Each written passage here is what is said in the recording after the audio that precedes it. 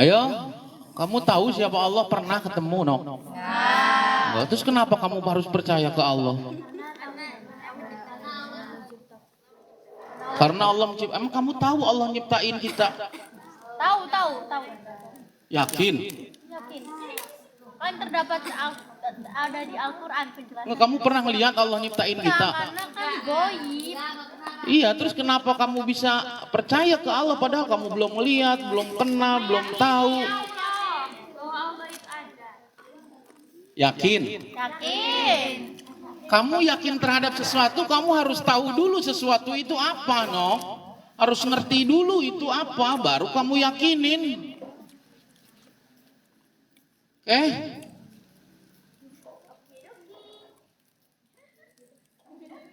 Selama ini kamu,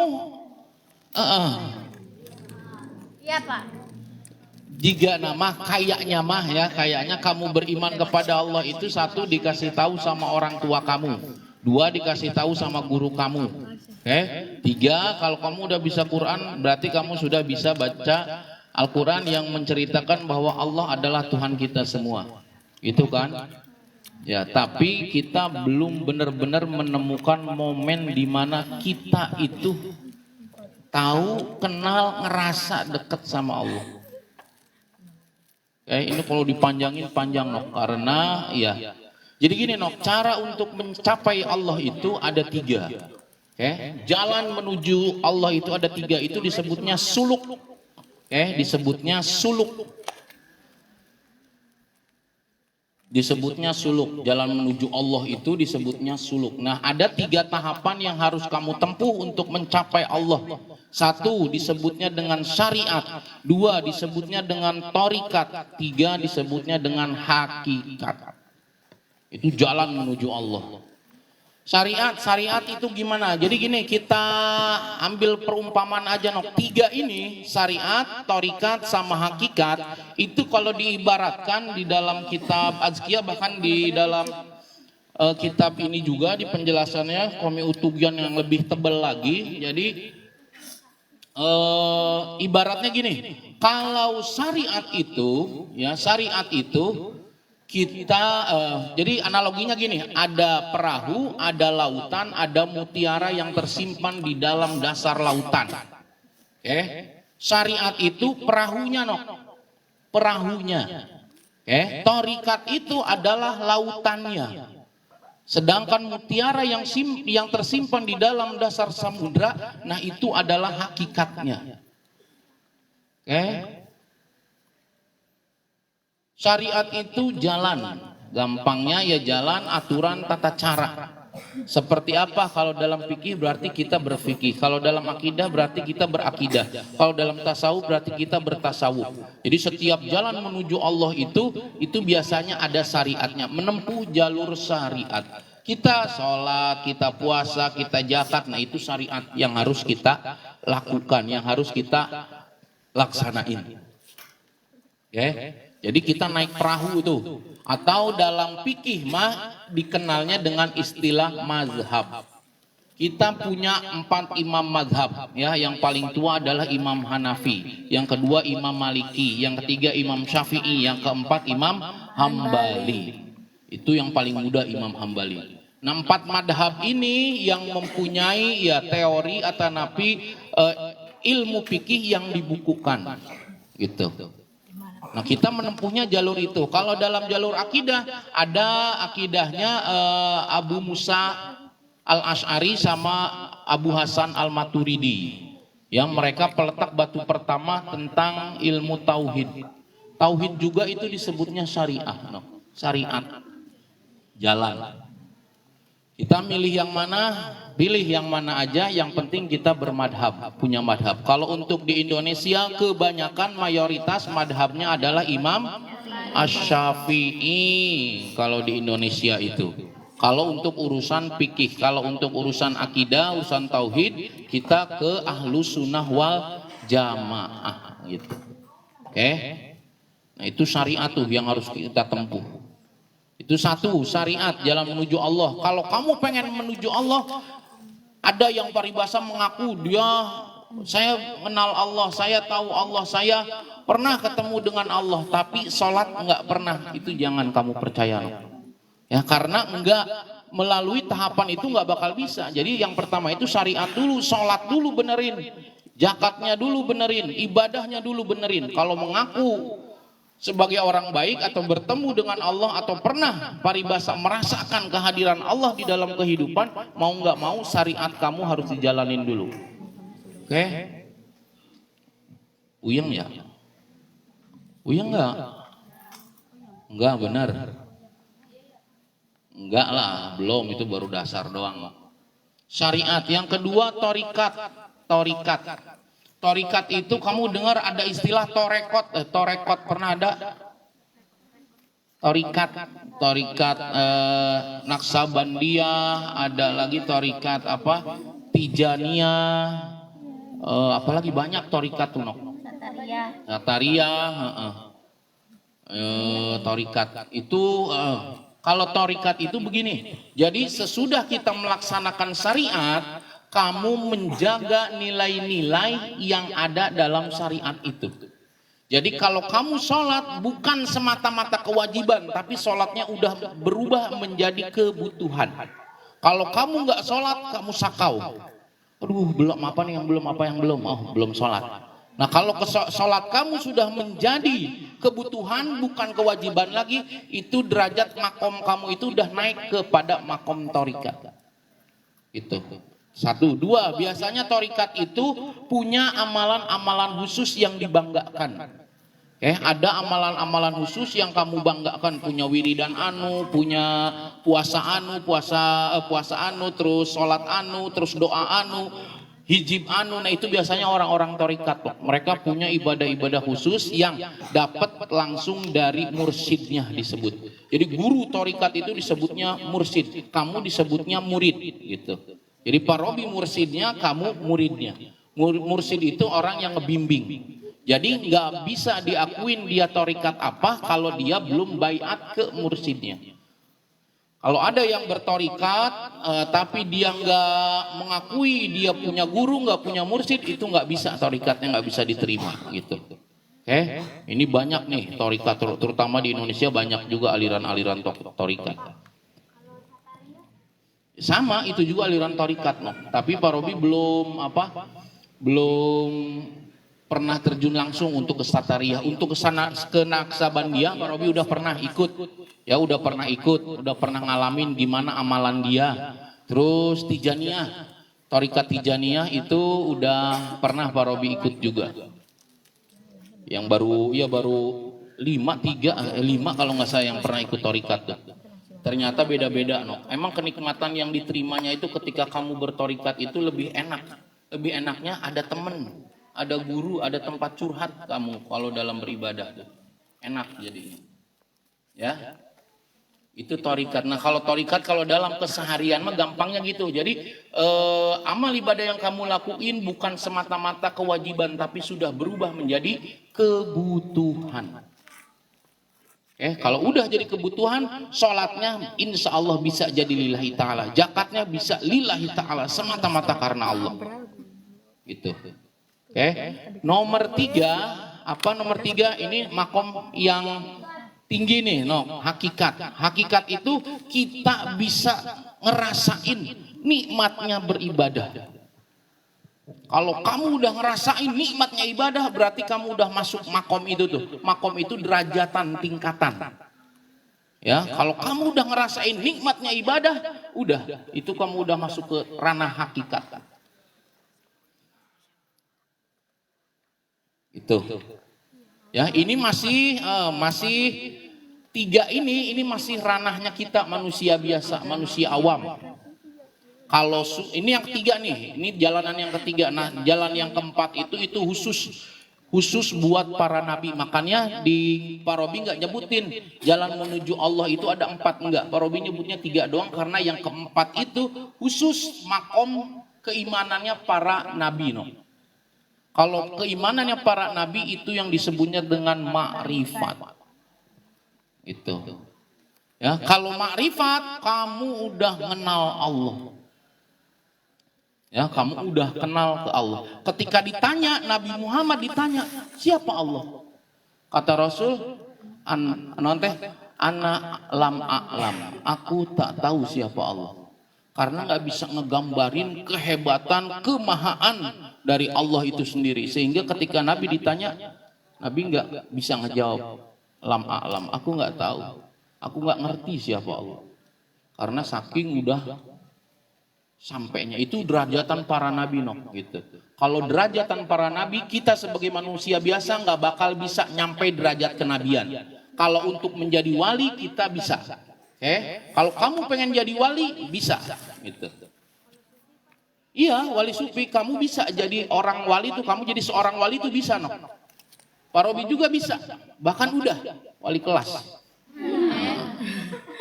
Udah Pak Robi mah, kamu yang belum. Kalau pengen jadi walinya Allah, waliullah teh ya, yang golongan sabangsaning sunan-sunan tuh itu kita bisa nyampe ke situ. Ya, kita bisa nyampe ke situ. Tapi kalau untuk derajat kenabian kita nggak bisa. Walam takun nubuwatun muktasabah walau raqa fil khairi a'la aqabah. Derajat kenabian itu nggak bakal bisa kamu tempuh walaupun setiap hari kamu melakukan amal kebaikan. Naik lagi, naik lagi, naik lagi, bertambah lagi. Setiap hari kamu selalu bertambah, menambah keimanan dan amal ibadah kamu, tapi tetap kamu nggak bakal bisa menjadi seorang nabi, nggak bakal bisa. Jadi kalau kamu pengen jadi wali, ada, Pak, ada nggak wali yang cewek? Ada. Namanya, ada yang tahu? Robiah Adawiyah. Robiah Adawiyah, namanya sama kayak Pak Robi. Namanya Robiah Adawiyah. Dia kalau sholat di atas sungai, di luhureun cai, pakai sejadahnya di atas air sholatnya. Sakti itu Robiah Adawiyah. Dia kalau ulama-ulama atau para wali yang lain punya kehususan dalam ibadah. Ya, seperti Al-Muhasibi, dia kehususan ibadahnya itu bermuhasabah setiap hari. Kalau Robiah Adawiyah kehususan ibadahnya itu adalah cinta. C-I-N-T-A. Dia itu khusus mahabbah.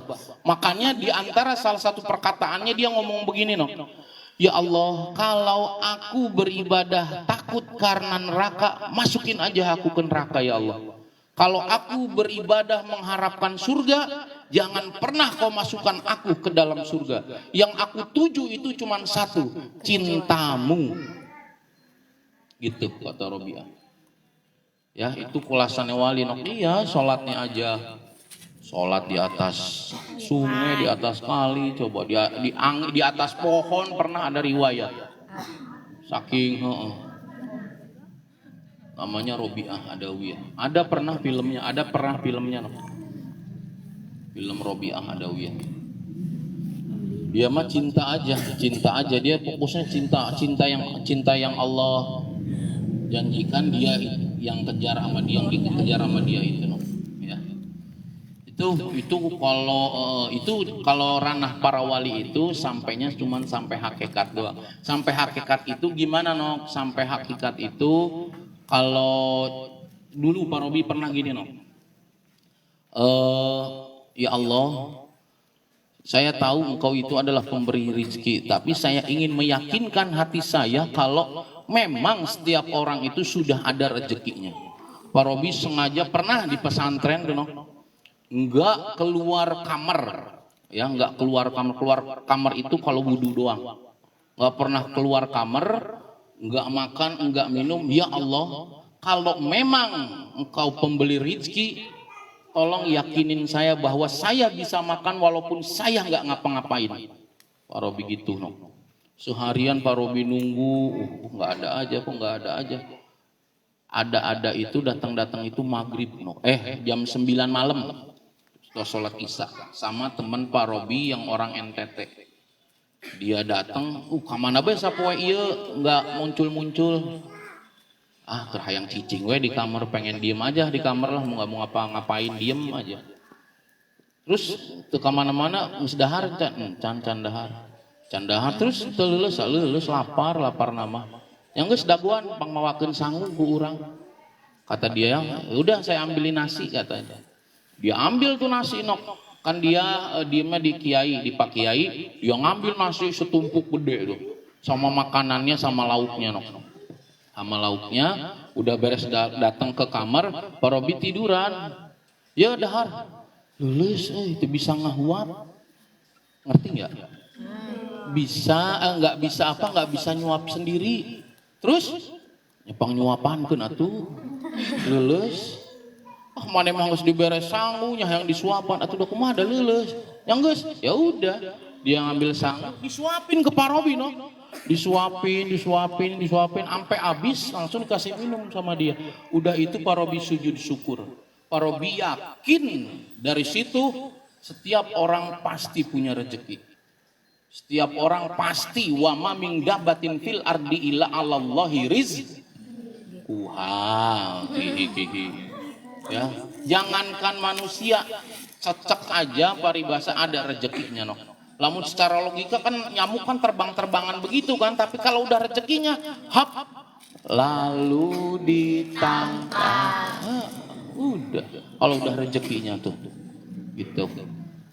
Ya, itu Pak Robi nyobain bukan nyobain, maksudnya ya Allah biar Pak Robi yakin bahwa setiap orang itu pasti di dunia itu punya rezekinya masing-masing. Ya nggak bakal tertukar. Makanya orang-orang Madura orang Madura nih saking yakinnya dia dagang bensin eceran di depan pom bensin. Iya, di tempat keluar pom bensin tuh ada orang Madura yang berani dagang bensin. Kata dianya, kok berani? Ya berani karena rezeki itu nggak akan tertukar tapi sudah ditakar sama Allah. Gitu. Ya kan yang ngantri, aduh lama ngantri teh, wah ada tukang eceran tuh, langsung ke situ beli kan. Nah jadi udah yakin dia no. Oke, nah itu kalau urusan masalah hakikat itu no. Ya jadi intinya kita yakin bahwa ada high power, kalau higher power disebutnya itu. Ada kekuatan di balik alam semesta ini yang menggerakkan kita semua, yang mengatur kita semua, yang mengelola kita semua. Itu adalah higher power kalau kata orang-orang yang nggak bertuhan. Ya, kalau kata orang-orang yang nggak beragama mah, gitu. Nggak tahu siapa higher power itu, kekuatan tertinggi itu siapa nggak tahu. Kalau kita mah tahu, dikasih tahu sama Kanjeng Nabi, dikasih tahu oleh nabi-nabi sebelumnya. Yaitu siapa? Allah gitu no. Itu kekuatan paling tertinggi, nggak ada yang melebihi dia. Kalau ngebahas Allah itu pasti panjang. Ada 20 sifat yang wajib, ada 20 yang mustahil, ada yang jaiz 1. Tahu nggak? Ayo bareng. Wujud kiram baka mukhalafatul lil hawa iyamuhu bima basihi wahdaniyat kudrat iradat ilmu ayat sama basar kalam qadiran muridan aliman hayan sami'an basiran mutakaliman. Sekarang sifat yang mustahilnya. Tuh 2, 3. Ada bener. Kok diam semua? Ayo. Adam hudus fana mumasalatul hawadisi ihtiyaju li gairihi ta'adur ada zukaraha jahlun mautun sumun umyun bukmun ajizan karihan jahilan mayitan asoma ama bekama.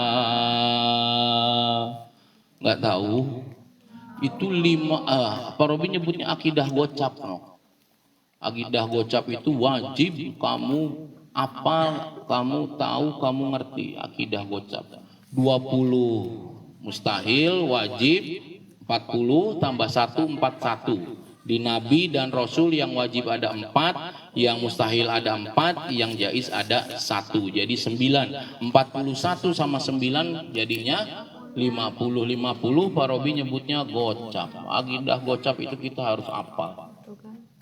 Ya, harus hafal, harus tahu karena itu sifat dasar ya, sifat-sifat dasar yang Allah miliki. Makanya asyhadu alla ilaha illallah. Ya, asyhadu alla ilaha. Disebutnya syahadat apa itu asyhadu alla ilaha illallah? Syahadat apa? Kan syahadat ada 2. Satu syahadat Kepada Allah. iya, syahadat apa disebutnya? Kok nggak tahu? Apa? Oh, syahadatain 2 syahadat. Syahadatani itu nok syahadatani itu syahadatun asal katanya mufradnya syahadatun. Mufrad tasniyahnya syahadatani pakai alif. Tani isim tasniyah pakai alif. Kalau lagi rofa, kalau lagi nasab sama khofat berarti alifnya ganti sama ya. Jadi syahadataini. Gitu. Oke? Guru ininya nih, oneng juga nggak bisa ngajarnya ya. Ya.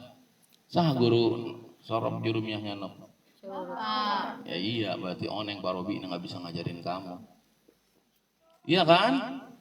Kalau guru yang cerdas itu guru yang mampu memperlihatkan kecerdasan muridnya. Pak Robi nggak bisa memperlihatkan kecerdasan kamu. Berarti oneng. Ya. Bener nggak? Hah?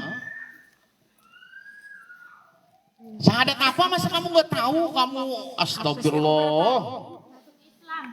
Iya masuk Islam, kuncinya syahadat itu masuk Islam. Buat masuk Islam itu harus bersyahadat. Ini yang jadi pertanyaan, syahadat itu kan ada asyhadu alla ilaha illallah sama wa asyhadu anna muhammadar rasulullah. Syahadat asyhadu alla ilaha illallah disebutnya syahadat apa? Syahadat ilallah. Ya Allah, itu pengetahuan dasar banget, masa nggak tahu santri? Kepada Allah dan syahadat kepada Rasulullah. Syahadat tauhid disebutnya syahadat tauhid. Yang kedua asyhadu anna muhammadar rasulullah disebutnya syahadat rasul. Aduh ya Allah, itu pengetahuan dasar itu. Astaghfirullah Rabbal baraya. Astaghfirullah minal khataya. Syahadat. Kalau Pak Robi ngejelasinnya gampangnya begini, syahadat dunok. Syahadat itu persaksian kita kepada Allah dan Rasul kan? Ya, berarti kamu harus tahu. Satu, kedua kamu harus mengenal siapa Allah, siapa Rasul gitu. Syahadat, kamu harus tahu syahadat Allah teh, syahadat Rasul teh. Jadi kamu harus tahu. Syahadat itu dari bahasa Sunda meureun Pak Robi menyebutna. Syahadat Allah kita harus tahu, kita harus kenal, harus sayang ke Allah, ke Rasul. Makanya kita harus tahu dulu syahadat Allah, syahadat Rasul itu. Secara gampangnya tuh Ya Allah, pengetahuan dasar. Jangan tadi aja sifat-sifat mustahil kamu gak hafal ya. Itu kamu pengen Fakullu man kullifa syar'an wajaba alaihi an ya'rifa ma qad wajaba. Kewajiban pertama seorang mukmin itu adalah fakullu man kullifa syar'an secara syariat wajaba wajib an ya'rifa tahu sifat-sifat yang wajib, sifat-sifat yang mustahil, sifat-sifat yang jaiz. Itu kewajiban nomor pertama Masa kamu nggak hafal sifat-sifat mustahil? Beneran nggak hafal? Nggak hafal? Pada cicing baik. Nggak hafal? Hah? Ya Allah. Ada yang nanya, ntar yang misal kamu pulang ke rumah ada yang nanya, terus santri mana no? Santri DT. Al-Islah bobos. Aduh, malu atuh. Santri nggak tahu syahadat. Rasul nggak tahu syahadat tauhid, nggak tahu sifat-sifat Allah, nggak tahu sifat-sifat Rasul. Aduh, yang mustahil, yang wajib, yang jaiz. Aduh, kumaha ieu. Apalin lagi udah, di MD itu kamu udah belajar, udah. Kamu hafalin itu harus nok, itu dasar kamu ya. Makanya syahadat nomor berapa syahadat? Nomor 1 itu mau nggak mau itu kamu harus tahu dulu, kenal dulu syahadat Allah, syahadat Rasul. Ya ada yang ditanyain?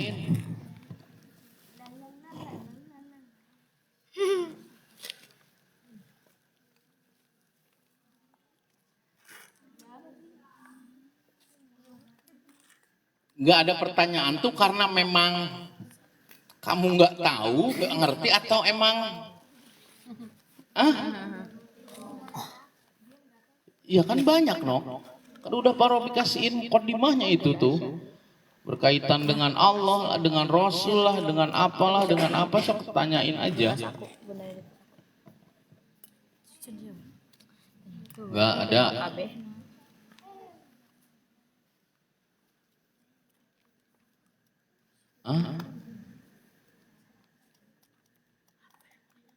Oke.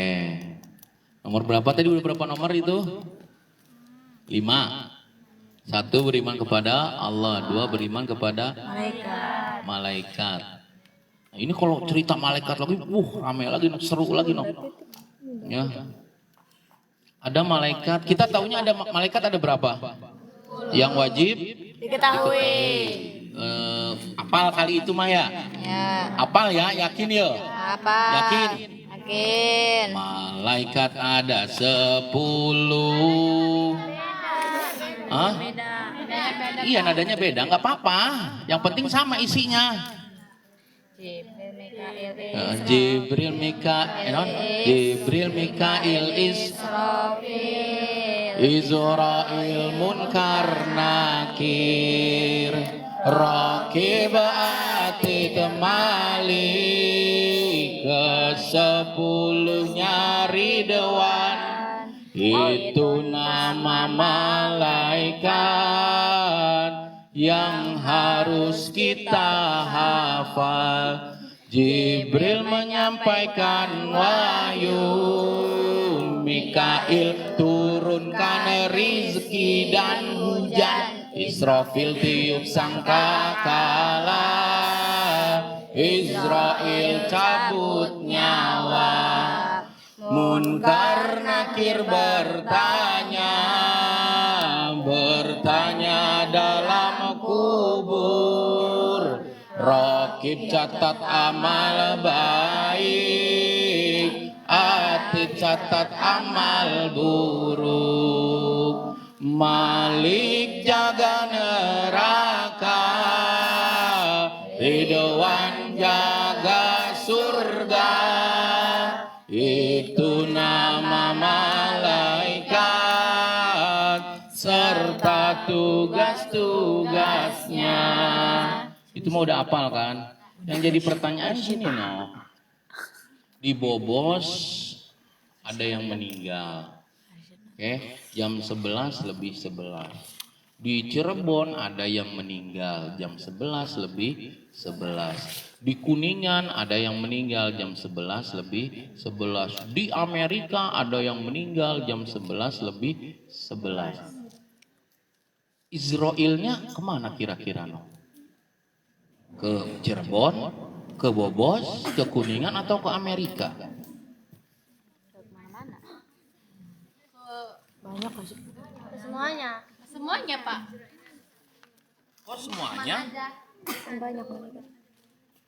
Ayo. Hah? Semuanya. Kan waktunya sama, menitnya sama, detiknya sama. Marbun. Siapa yang maha kuasa? Ini mah Israilnya, Pak Robi nanyain Israil, bukan nanyain Allahnya. Kalau Allah mah ini mah Israilnya. Kamu tahunya Israel ada berapa? Iya, kalau ada satu, ini kan tempat no. Kemana dulu tak Israel? Sedangkan waktunya kata Allah jam 11 lebih 11 detik ke 11. Namun dipasin mah. Ayo. Nah ini yang kamu nggak tahu no. Ya, ini yang kamu nggak tahu. Ternyata Israel itu kayak nama profesi kalau di kita tuh. Pokoknya malaikat yang kerjaannya urusan nyawa, nyabut nyawa itu disebutnya Israel. Jadi Israel itu bukan satu, tapi pokoknya malaikat yang tugasnya berhubungan dengan nyawa itu disebutnya Israel. Ada orang yang kerjaannya ngesol sepatu, disebutnya tukang sol. Mau dimanapun keberadaannya, kalau kerjaan yang ngesol sepatu, itu disebutnya tukang sol. Paham? Jadi malaikat Israel itu bukan cuma satu. Pokoknya nama malaikat yang kerjaannya tugasnya mencabut nyawa. Gitu. Paham? Itu satu pengertian pertama. Pengertian kedua, Israel itu adalah nama pemimpin malaikat yang kerjaannya mencabut nyawa. Jadi Israelnya mah cuma satu, no. Pemimpinnya cuma satu, tapi anak buah Israel yang tugasnya mencabut nyawa itu banyak. Jadi kalau misalnya ada sejuta orang meninggal semua didatangin sama malaikat pencabut nyawa. Anak buahnya siapa berarti? Israel. Oke, paham? Malaikat Jibril juga bukan cuma satu, banyak. Gitu. Jadi malaikat Jibril itu malaikat yang tugasnya ngasih wahyu. Kalau sekarang wahyunya udah nggak ada, yang ada itu ilham. Bisikin kebaikan, nah itu tugasnya malaikat Jibril. Oke, paham? Ya, jadi kalau ada yang nanya kamu bisa ngejawab. Ngerti nggak Pak Robi ngomong gitu? Yakin? Kalau Israfil? Ambil. Meniup sang. Nah kalau Israfil mah itu cuma satu no. Bedanya tuh dengan malaikat yang lain, Israfil itu cuma satu karena sangkakala itu cuma ada satu. Ya, dia kata Pak Robi malaikat terkeren, kata Pak Robi juga. Malaikat yang lain udah ngelaksanain tugas dari Allah. Malaikat Israfil mah belum. Cuman begini doang kerjaannya. Ya kan? Tapi sekalinya dia kerja, urusan semua beres sama dia. Nah si Apil tuh pengen gitu tadinya tuh. Sama bapaknya nggak, sama abahnya nggak diizinin disebut Israfil. Diganti dah. Paham tentang malaikat? Ya, jadi malaikat bukan cuma 10. Satu pengertiannya malaikat yang punya tugas masing-masing. Nah, itu yang disebut dengan 10 tugas malaikat yang kamu tahu. 10 nama malaikat yang kamu tahu. Pengertian kedua, yang 10 itu adalah para pemimpin yang punya tugas masing-masing. Paham? Nah, malaikat itu jumlahnya tahu triliunan kali no. Banyak saking banyaknya. Kamu sekali baca la ilaha illallah. Ini Pak Robi ngomong tadi satu nih. Ini keluar malaikat nih no. Keluar malaikat, dia pergi ke Baitul Ma'mur. Di Baitul Ma'mur dia bertawaf buat ngeistighfarin Pak Robi. Jadi kalau Pak Robi baca la ilaha illallah, malaikat keluar satu dari mulut Pak Robi, dia pergi ke Baitul Ma'mur sampai kiamat dia ngeistighfarin Pak Robi no. La ilaha illallah. Kalau kamu ngomong gitu, kamu wiridan itu, keluar malaikat yang tugasnya ngeistighfarin kamu sampai hari kiamat. Katanya dari cahaya Pak. Iya, dzikir la ilaha illallah itu kalau kamu ucapin dari cahaya, berbentuk cahaya sehingga bisa berbentuk malaikat. Tuh. Oke. Nah, ada pertanyaan gini, ada kalau kamu bisa ngejawab keren. Malaikat yang nyatet amal siapa tadi? Rokib Atid. Rokib Atid. Kalau kita ke WC dia masuk nggak no? Enggak. Masuk. Enggak tahu. Masuk. Malaikat itu jangankan tempat yang penuh najis gitu no. Rumah yang ada Naon patungnya aja dia nggak mau masuk, padahal patung kan dibersihin, dielapin, digosok, disemprot segala rupa sampai bersih, sampai kinclong paribasa. Malaikat kalau ada patung nggak mau dia. Ini apalagi masuk ke dalam tempat tempat odol. Berarti nggak masuk ya Pak? Iya masuk enggak? Pak Robi nanya ke kamu. Enggak. Berarti selama di dalam WC kita nggak ada yang nyatet dong amal perbuatan kita, no? Ada. Itu siapa? Iya. Artinya ini. Oh malaikat. Malaikat. Rokib atidnya ikut nggak ke situ, no? Di luar baca. Berarti dia nggak tahu dong apa yang kita lakuin di WC. Berarti Tahu. Masuk. itu kalau kamu salah ngejawabnya bisa ngegugurin akidah kamu tuh, no. Hati-hati itu. Kalau ada yang nanya ke kamu terus kamu ngejawabnya plee gitu, belanga, pelongo, wah, udah keburu diketawain. Oke? Ikutnya.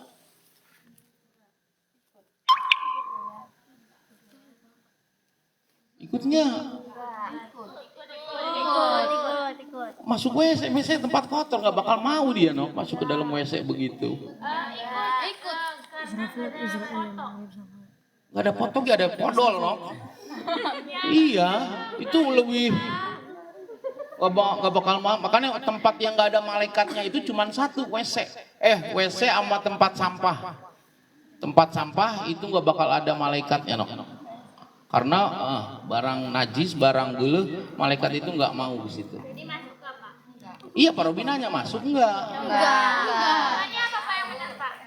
Masuk nggak? Enggak. Enggak jawabannya, no. Tuh kan bener. Terus yang jadi pertanyaan, amalan kita dicatat enggak sama malaikat itu? Dicatat, tergantung ketika kamu masuk ke WC-nya. Jadi kalau kamu masuk WC-nya baca doa, malaikatnya nulis kamu berbuat kebajikan di dalam WC. Tapi kalau kamu nggak baca, kamu dianggapnya berbuat kesalahan. Gitu. Makanya ada doa di antara keluar WC itu, kamu taunya gimana doa keluar WC? Alhamdulillahillazi wa'afani gitu kan, itu doa yang terkenal tuh, no. Ada doa yang pendek, doanya cuman gufronaka, udah gitu doang. Doanya apa artinya? Gufron, gofur, ampuna, artinya tuh gufronaka tuh ampunanmu ya Allah, yang aku harapkan ketika keluar dari WC. Karena apa? Karena di WC kita itu nggak bisa melakukan amal kebaikan. Semua amalan bisa dilakukan di tempat manapun, tapi untuk di WC nggak bakal bisa. Wiridan boleh di mana aja, tapi di WC nggak boleh. No, kamu wiridan sila di atas WC, wiridan lama nggak bisa, nggak boleh. Itu ya. Jadi jawabannya masuk atau enggak? Jawabannya enggak masuk. Nungguin di luar itu tergantung kamu masuk, kamu yang malaikat tulis itu kamu masuknya baca doa atau enggak. Kalau enggak, selama kamu di WC itu dianggapnya dosa sama si malaikat. Tapi kalau kamu baca doa sebelumnya selama kamu di WC itu dianggap pahala sama si malaikat, ditulis kebaikan. Oke, paham? Ya.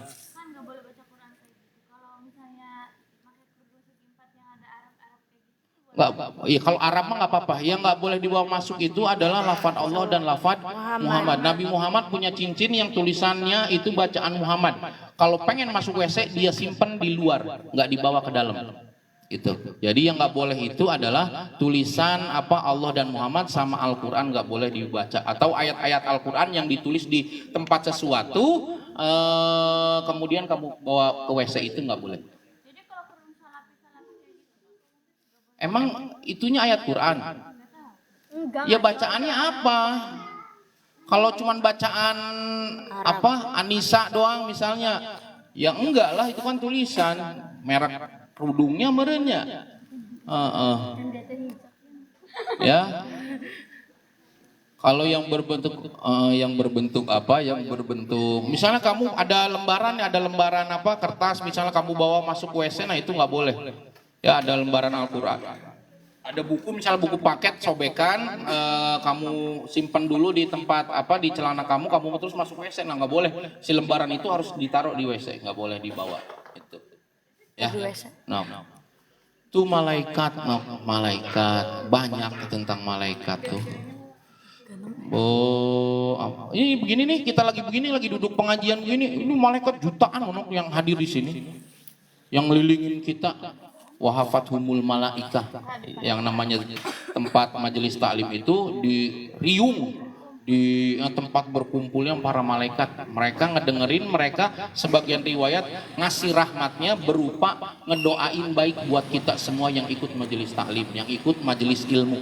Itu didoain malaikat. Ini malaikat kabeh ya kamu kata mah sempit, kamu nggak bakal bisa gerak. Untung kita nggak bisa ngelihat malaikat. Kalau bisa udah penuh semua ini sama malaikat. Di atas ada yang di pohon mungkin dia duduknya. Di daun ada juga gitu. Itu ngapain, Pak?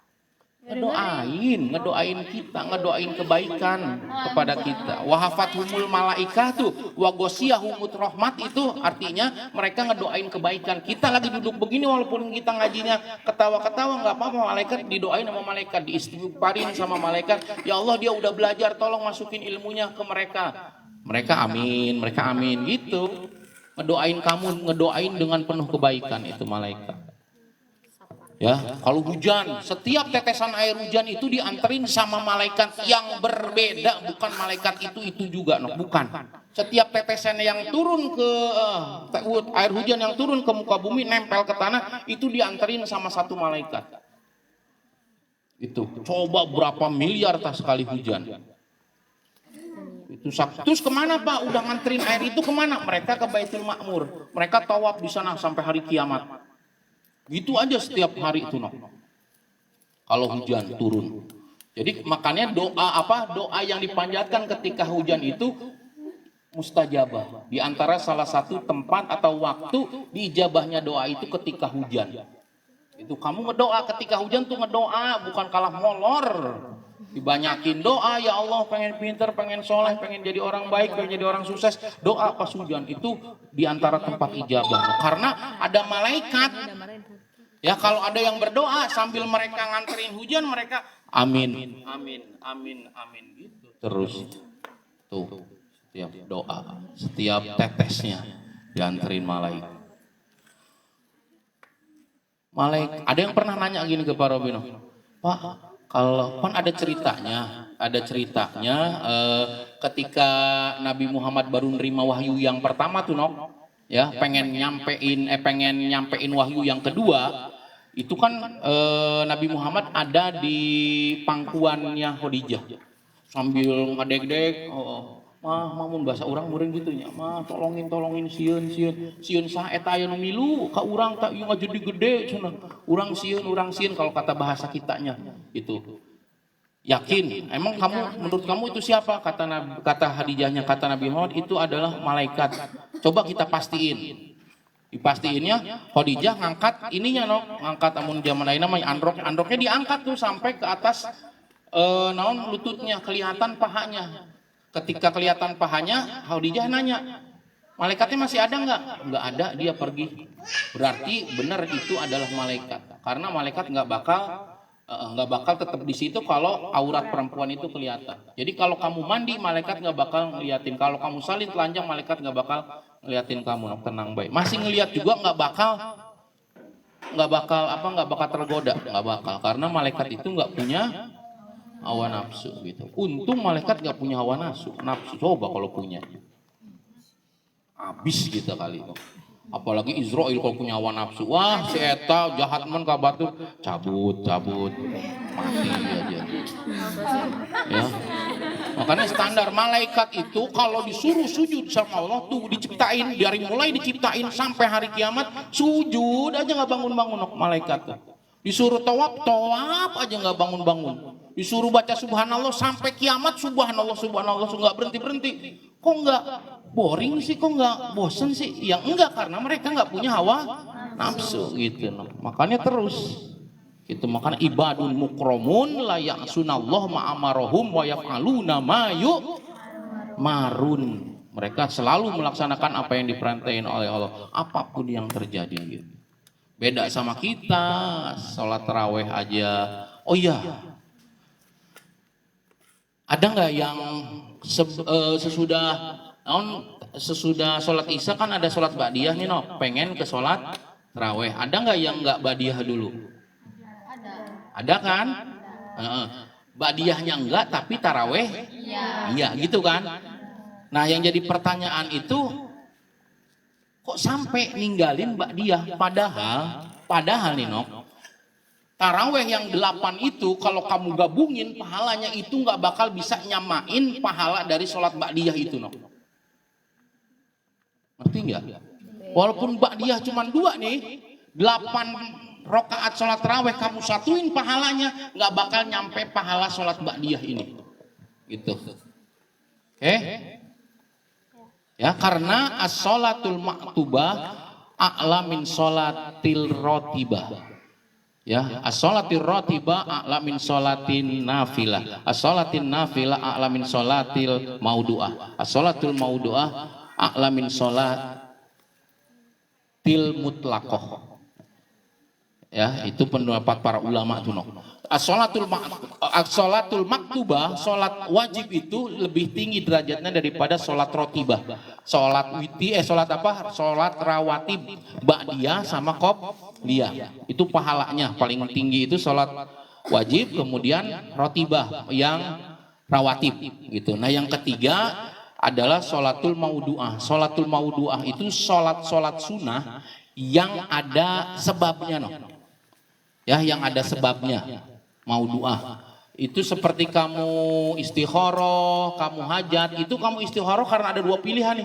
Wah, milih dia atau milih dia nih. Kamu punya pilihan, kamu sholat istikharah karena ada sebabnya kamu sholat istikharah. Kamu sholat hajat karena kamu punya hajat. Kalau nggak punya hajat, kamu nggak bakal ngelaksanain sholat hajat. Nah itu sholat maudu'ah tuh disebutnya. Ada lagi yang sholat nafilah. Nah sholat nafilah itu kayak witir, kayak taraweh. Itu sholatnya sholat nafilah, sholat sunnah no. Itu. Nah di bawah sholat nafilah itu ada sholat mutlakoh. Sholat mutlakoh itu sholat mutlak. Pokoknya saya pengen sholat 2 rakaat aja. Kapanpun dimanapun waktunya, kecuali di waktu yang diharamkan, saya pengen sholat. Nah sholat yang kayak gitu yang disebut dengan sholat mutlakoh. Sholat mutlak. Pokoknya semata-mata pengen sholat aja ini mah. Disebutnya sholat mutlak. Nah sholat mutlak itu derajatnya paling bawah di antara sholat-sholat yang lain. Ba'diyah sama nafilah ya. Ba'diyah sama nafilah derajatnya lebih tinggi daripada ba'diyah. Makanya dijelasin sama para ulama, sholat tarawih yang kamu lakuin selama sebanyak 8 rakaat, 20 rakaat, 30 rakaat, 36 atau 40 rakaat kamu laksanain, itu nggak bakal nyampe derajatnya ke pahalanya sholat ba'diyah walaupun cuma 2 rakaat. Karena sholat ba'diyah itu adalah sholat rawatib. Rawatib lebih tinggi pahalanya daripada sholat nafilah. Gitu. Oke, jadi jangan sampai kamu sholat taraweh, ba'diyahnya kamu tinggalin gitu. Paham? Heman. Niat mutlak ya Allah saya pengen niat sholat aja, udah sholat aja ini saya pengen sholat, udah niatnya gitu aja. Ya 2 rakaat, pengen 10, pengen 100, nggak apa-apa, terserah kamu. Yang penting niatnya pengen sholat aja. Gitu. Ya, tinanawan itu tadi kadinya. Udah nggak apa-apa itu pengetahuan buat kamu juga Nokia. Jadi jangan tinggalin ba'diyah tapi taraweh gitu. Jadi taraweh ongkoh, ba'diyah juga ongkoh gitu. Itu kesalahannya. Ya, jadi mendahulukan yang sunnah daripada yang wajib gitu. Ya, kamu tadarusan, tahajud sampai pagi paribasa pas adzan subuh kamu tidur. Sholat subuhnya kesiangan. Itu bukan dapat pahala malah dapat dosa no. Gitu. Tahajud yang kamu lakuin beratus-ratus rakaat itu nggak bakal ada artinya kalau kamu ninggalin sholat subuh. Gitu. Oke, paham? Oke, ada yang tanya lagi? Nggak ada ya, Pak Robi terus yang nanya dari tadi. Iya kamu. Yang lain? Kalau nggak ada berarti dari Pak Robi ya.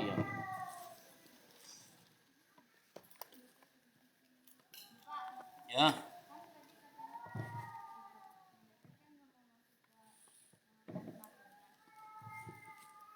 Iya. Ya. Foto. Ada dua pendapat katanya kalau patung itu beda sama foto. Karena kalau patung itu katanya kalau zaman sekarang penjelasannya itu adalah 3D dari foto. Kalau suar itu suwarun jama taksirnya. Mufrodnya surotun itu gambar. Katanya foto mah bukan gambar karena nggak ada yang ngegambarnya. Gitu. Jadi katanya kalau foto mah nggak apa-apa karena itu bukan bentuk 3D daripada karena patung itu dianggapnya bentuk 3D, bentuk penjelmaan ada bentuknya. No. Kalau foto kan paribasa bagian depannya aja. Bagian belakangnya kita nggak tahu, bagian atasnya kita nggak tahu, bagian bawahnya nggak tahu. Tapi kalau patung kan itu dari berbagai macam sudut itu kelihatan bagaimana bentuknya, bagaimana rupanya. Apalagi yang menyerupai manusia atau menyerupai hewan. Dalam sebagian penjelasan, kamu bikin sesuatu yang menyerupai dengan ciptaan Allah, tapi kamu nggak ngasih nyawa. Berarti kamu telah menyia-nyiakan apa yang telah dibikin. Nah itu yang bikin malaikat nggak mau. Karena disangkanya itu ciptaan Allah sama malaikat, kemudian nggak ada nyawanya, nggak dikasih nyawa. Makanya dia nggak mau nyamperin rumah yang kayak gitu. Nah itu alasan diharamkannya apa? Diharamkannya patung, no. Gitu. Ya, itu banyak pendapatnya. Ada lagi, ada ulama yang ngebolehin patung ada, tapi patung yang nggak menyerupai bentuk manusia atau nggak menyerupai bentuk hewan. Kayak apa? Kayak wayang kulit, ya, wayang kulit, wayang golek. Itu ciptaan Allah itu, bentuknya ciptaan Allah, tapi nggak menyerupai disebut manusia, bukan. Disebut hewan juga enggak, gitu kan?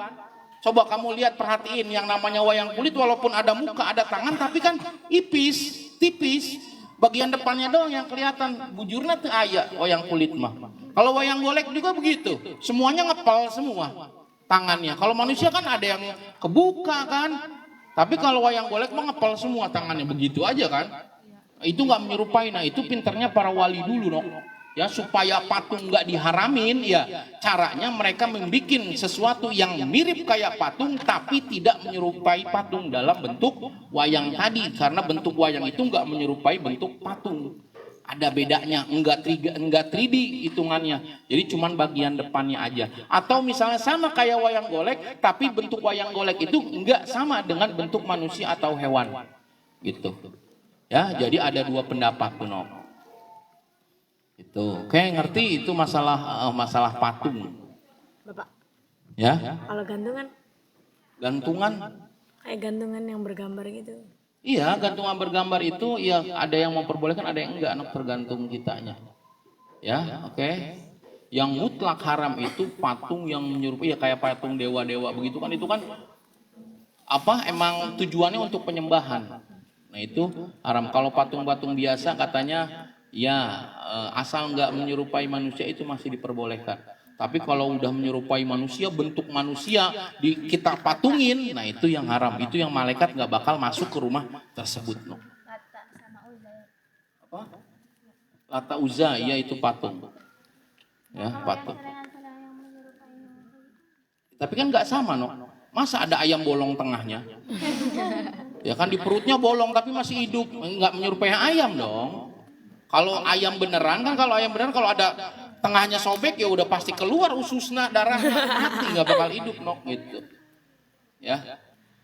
Bahkan ada penjelasan dari ulama kontemporer itu, yang penjelasan ulama-ulama terkini tentang yang di air keras tuh, no. Tahu kan yang di air keras? Tahu nggak? Pernah lihat nggak? Ada hewan yang di air keras sengaja disimpan di rumah gitu, di depan rumah sebagai pajangan. Nah itu lebih daripada patung tuh, no. Karena bentuk asli manusia, bentuk asli hewannya, bentuk asli manusianya langsung di air kerasin. Jadi haram kalau di air kerasin kayak gitu, nggak boleh. Gitu. Berarti kayak kepala kambing Dawet itu. Iya, kepala kambing kamu pasang gitu kan, kamu pasang di depan rumah itu nggak boleh. No. Itu lebih daripada patung karena bentuk asli. Patung mah kan dari tanah liat atau dari besi atau dari apapun kan. Ini mah kan langsung hewan itu sendiri, nggak boleh. Itu dikubur kudu nama kalau mati itu. Kamu ngerti nggak baru jelasin? Iya Pak ya. Ya jadi harus bisa kalau foto, apalagi foto-foto kiai ada yang memperbolehkan, makanya di rumah-rumah NU itu ada foto-foto kiai, para habaib itu dipajang, tabaruk disebutnya, nyari berkah. Foto keluarga nggak apa-apa kan? Ya kata Pak Robi juga kalau foto itu kemungkinan yang mengharamkannya cuma sedikit noh. Kebanyakan masih memperbolehkan. Karena iya foto itu kan bagian depannya doang yang kelihatan, bagian belakangnya kan enggak 3D. Kalau dilihat dari 3D-nya enggak 3D dia noh. Jadi enggak terlalu membahayakan istilahnya mah. Itu makanya foto-foto keluarga itu enggak apa-apa. Kecuali foto-foto yang kamu mamerin aurat kamu, nah itu harus dihilangkan di sosmed, apalagi kalau enggak disebutnya foto yang mengandung dosa jariah. Selama foto itu dipajang di medsos, dosanya ngalir terus sampai foto itu di take down dari medsos kamu. Selama itu ada, kamu lagi kecil nih, tapi lagi kecil itu kamu udah head hitungannya, ya kelas 6, kamu nggak pakai kerudung nih, kamu pasang di Facebook, di Twitter atau di Instagram, kamu nggak pakai kerudung, no. Selama foto itu masih ada di situ, dosanya buat kamu, no. Yang melihatnya berapa juta, dosanya balik lagi ke kamu. Makanya disebutnya dosa jariah. Makanya kalau ada foto mamah kamu lagi zaman muda, biasa kan zaman muda kan belum ngerti, belum tahu, masih pada majangin rambut, majangin lehernya, pahanya, segala rupanya, kamu suruh turun, suruh cabut, take down dari media sosial, karena selama itu masih di situ dosanya ngalir terus sampai kiamat. Itu. Kalau belum balik enggak dihitung dosa, no. Tapi kalau sudah, walaupun sudah dipost, kalau misalnya belum, kalau foto kamu bayi, foto kamu balita, ya nggak pakai kerudung, pakai singlet doang atau pakai CD doang paribasa, nggak apa-apa itu. Karena itu belum dianggap dosa, belum dianggap hitungan kamu sudah balik. Tapi kalau kamu udah balik, nah itu yang harus di take down sama kamu. Oke, sekarang pertanyaan dari Pak Robia.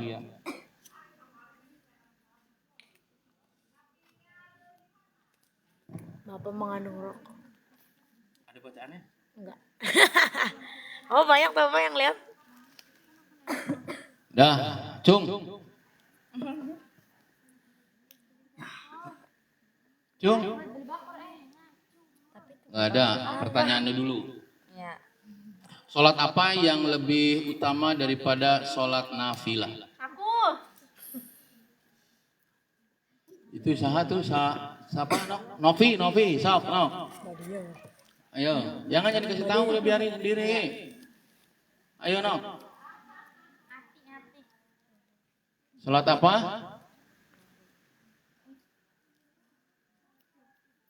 Apa? Sholat rawatib, benar. Bener. Banyak ini. Benar nggak? Maktubah, rotibah, mau doa, nafilah, mutlakoh. Di atas nafilah berarti mau doa, no, bukan rotibah. Berarti benar salah? Salah. Nomor 2. Jinjing.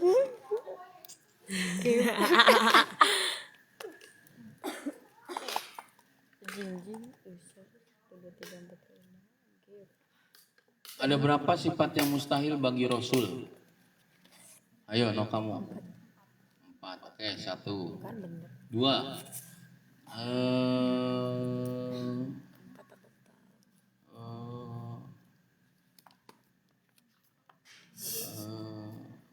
Batin jadi pohon parobinya, no. Malaikat Pak. Naon ya? Malaikat.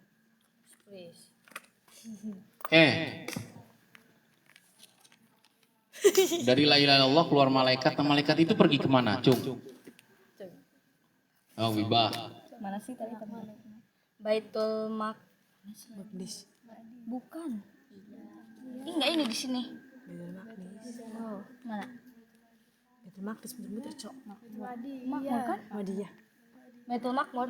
Baitul Makmur. Oke, 2, 3. Ini cok. Astagfirullahaladzim.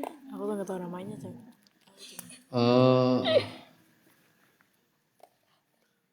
Naon ya? Wali. Oke, sebutin 5 yang tadi kita tulis, Cung. Jangan lihat buku. Yang 5 beriman ke anu, beriman ke kan ada 5 tuh kita tulis tadi kan. Ya, Cung. Dong, Safira, no. Begitu.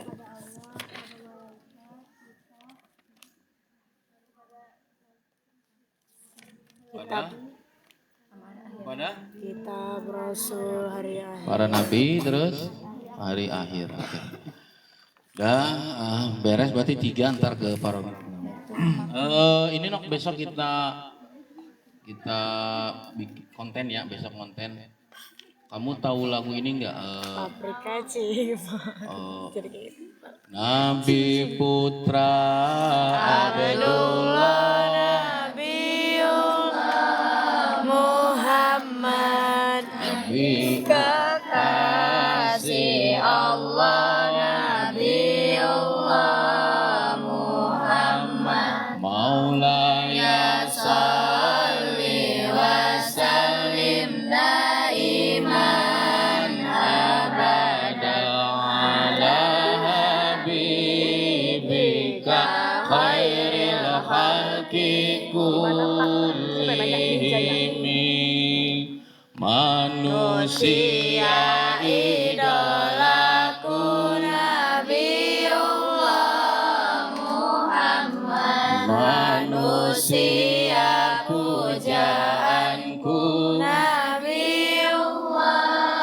Muhammad Maulaya salli wa sallim daiman abada ala habibika khairil khalqi kullihim manusia yang ku cinta Nabiullah Muhammad manusia yang ku sayang Nabiullah Muhammad.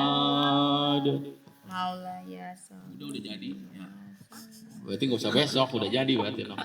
Sugante kamu nggak hafal, makanya Pak Robi nanya, kita besok bikin.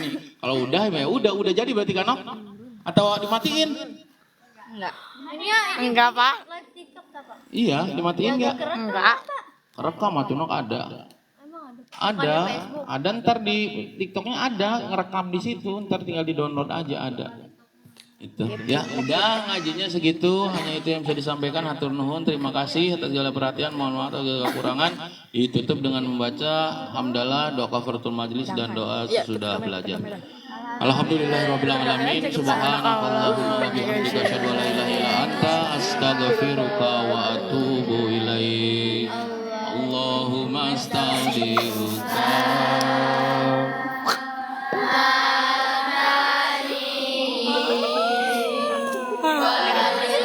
Kayak mama nge-laptop.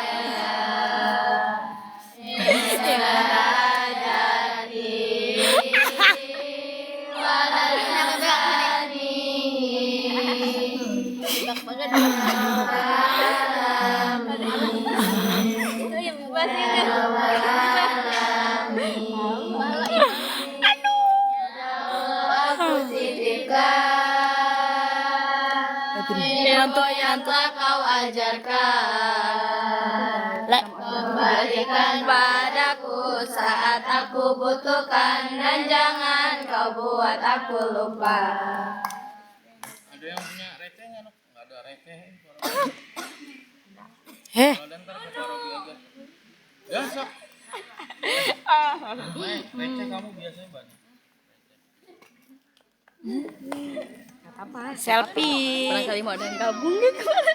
Om cokot.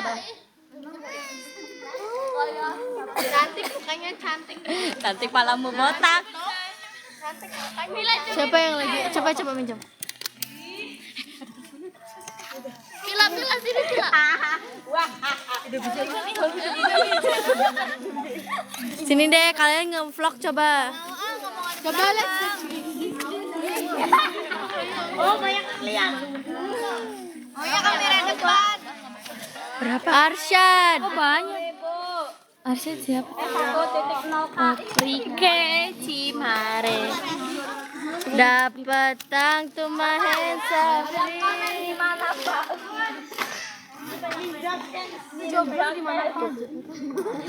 Sabira itu hai. Di MDT. Aduh. Dibobos. Kita habis ngaji. Nah. Banyak yang nonton tadi.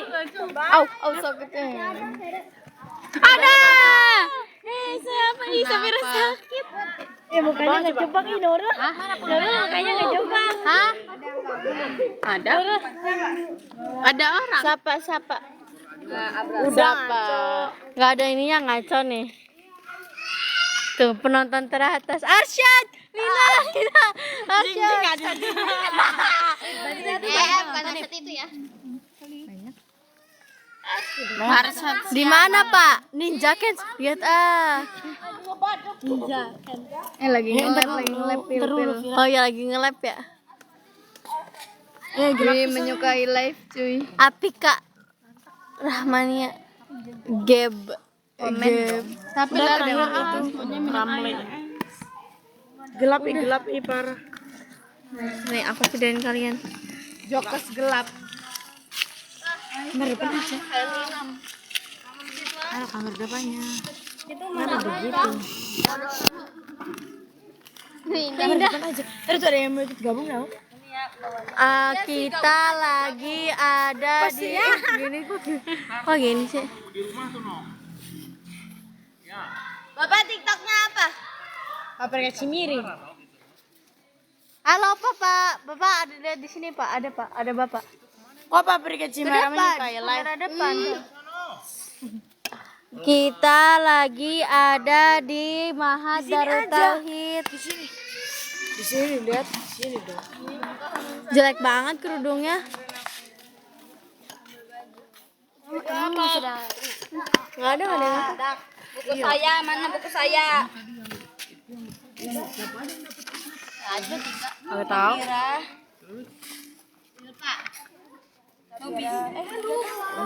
Duita. Nopi mah enggak salah kan? Nopi salahnya. Arsyad.